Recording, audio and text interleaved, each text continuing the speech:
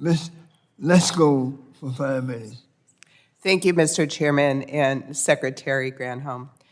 Secretary, battery storage facilities or battery energy storage systems are often used by utilities to store energy generated from renewable power sources, including solar.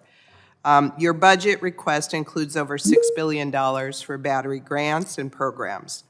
In April 2019, Peoria, Arizona, Fire Captain Hunter Clare, along with 7 other firefighters and 1 police officer, were sent to the hospital after a battery energy storage system caught fire and exploded. In fact, it shot them through a fence.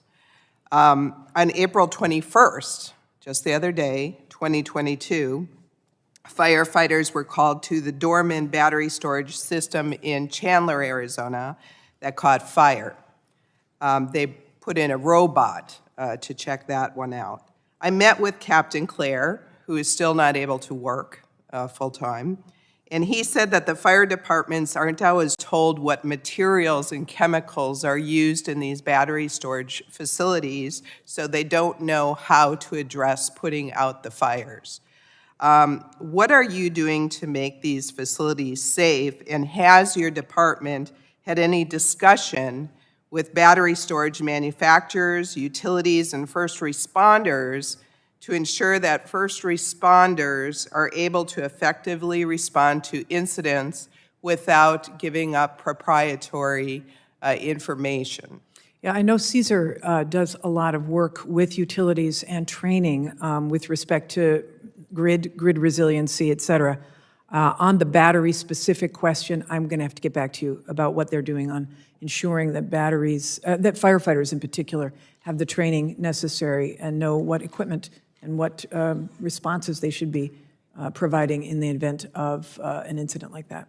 Yeah, thank you. I would highly encourage you your office to check into that, because they're becoming, I meet with mayors in my district every month, and this issue has come up as more and more battery storage units are put in neighborhoods, that the risk of fires, explosion, I mean, we need to make sure that they're safe. So thank you for that. My next question is, in Arizona, the peak time for solar energy generation is at about 3 p.m. in the afternoon, while the peak time for energy consumption or demand is at 6 p.m. when people come home from work. The amount of power that must be generated from sources other than solar to meet this increased demand produces a graph that resembles the silhouette of a duck, which is called a duck curve. I want to make sure that while we're exploring hydrogen's fuel benefits, we are simultaneously working to correct the intermittency issues that are disruptive. With regards to the Hydrogen Hub program, I understand you may be going through a multi-step process to select the projects. Are you taking into account where the greatest need is to address the so-called duck curve that happens when intermittent energy sources are not available? Yeah, clearly hydrogen is a great solution for that, and especially in states like Arizona, which have massive capacity for renewable energy, particularly in sun. That opportunity to transform through electrolyzers that energy into dispatchable baseload power is exactly what addresses that duck curve, including the storage of it. So I think the hydrogen hubs are a great solution, one great solution, in addition to energy storage, safe, to that duck curve issue. Thank you. I'm going to end, since I only have 51 seconds left, with just a statement. You have said today that you are in favor of mining in the United States to meet the administration's climate goals. Yet the Biden administration has shut down mines that would provide jobs in minerals that would be used for renewable energy and electric vehicles. For example, the Resolution copper mine in Superior, Arizona, was approved by the Trump administration, but was shut down by the Biden administration not even 2 months later.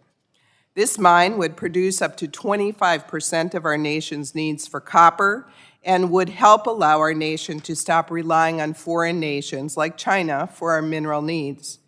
You have also said today that you are in favor of encouraging U.S. oil and gas production.